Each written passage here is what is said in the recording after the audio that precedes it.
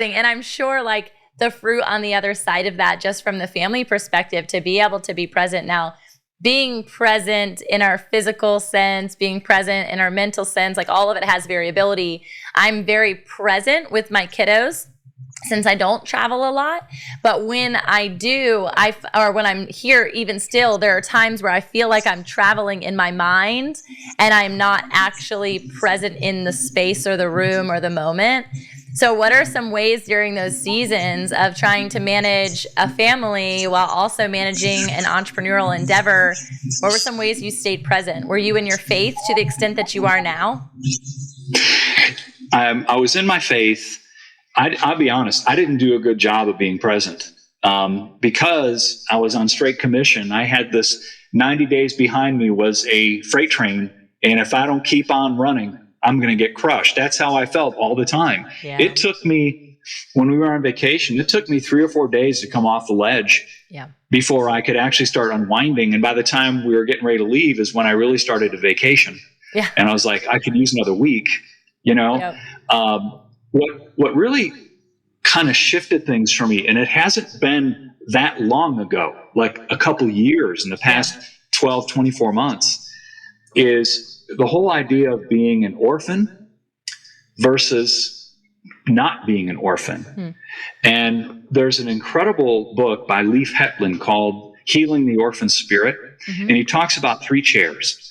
Chair number 3 is the chair that people in the world sit in. These are people who don't know Jesus Christ. They're unsaved. Chair number 2 represents most of the Christians who know Jesus, but still operate through a do-be mentality. I have to do in order to be, right? And there's an orphan mindset. So if I don't perform, something bad's going to happen. Right. Chair number 1 is the chair that we all would love to sit in as children of God, and the freedom of knowing that I don't have to perform.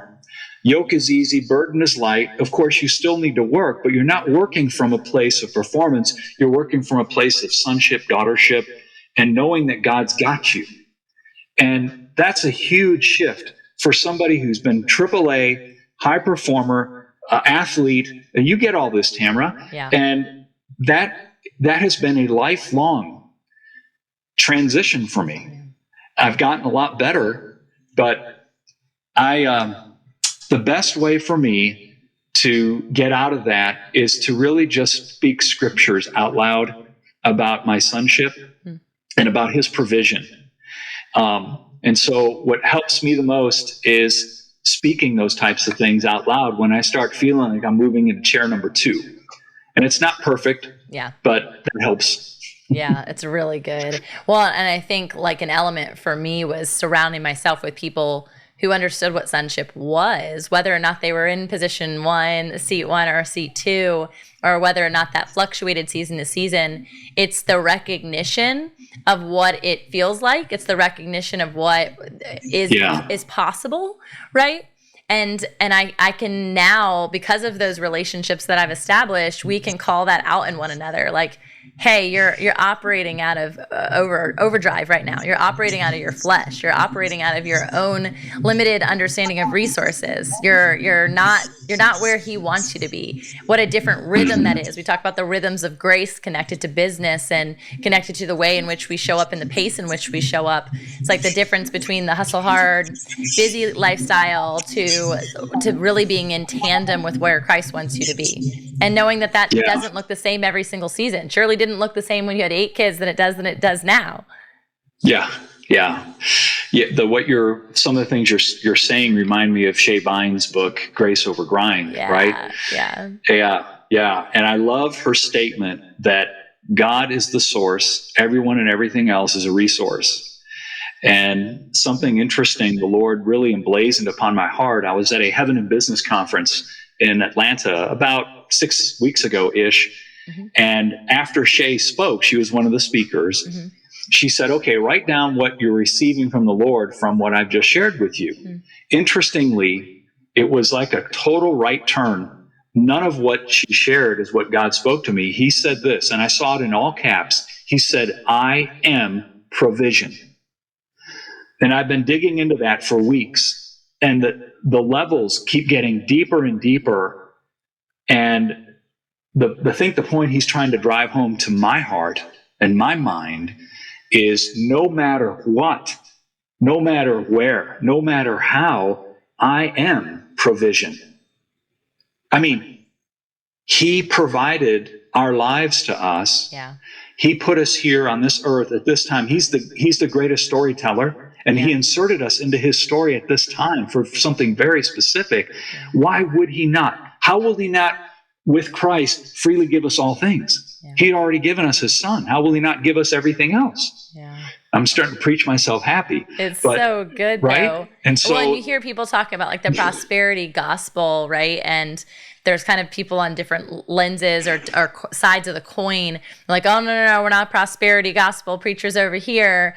Oh, we're grace gospel preachers over here. There's like so many different things, but that word provision is so much different than prosperity, because provision is like enoughness right now, versus prosperity, which is like constantly being like, by your works you will have, right? And so it's really, I just love the peace that transcends when I think about I am the provision, and because provision is presence. Yeah. And don't you love kind of I am and fill in the blank? Because he said I am. I know. So fill the blank in. It's so good. Oh man, I mean, it's so powerful. It's so deep, I can hardly talk about it, because that's how he wants us to view him and partner with him, right? Yeah. Well, and then there's like this understanding of variability. I mean, there's a lot of things that are happening politically and education, like all these different chasms that have been created based on culture, and sometimes cultural Christians, right? Religion. And so as you're navigating, especially raising now grandchildren and still your own children, I don't know that you ever stop raising your children, because you're always meant to be an example and a steward, is how do you navigate that now in such a tumultuous element, so many tumultuous elements and situations, versus when you were younger? Yeah. We had way more control when our kids were growing up over where we had them educated. We were blessed to be able to put them into Christian schools and, protect them with respect to what they were getting taught. Yeah. Now, our children, our oldest grandchild is 8, and so he's being homeschooled. And that option, though, isn't appropriate for one of our other children who has 2 children.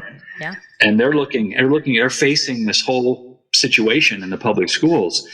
And so I think it comes down to the parent ultimately having to make some potentially hard choices with respect to how they're going to educate. And my wife and I are constantly praying for our children and our grandchildren that God would grab their heart early, they would receive truth early, and that they would pursue him with all their heart. And that's the best way we know how, other than when they're with us, to transfer the things God's placed in our heart.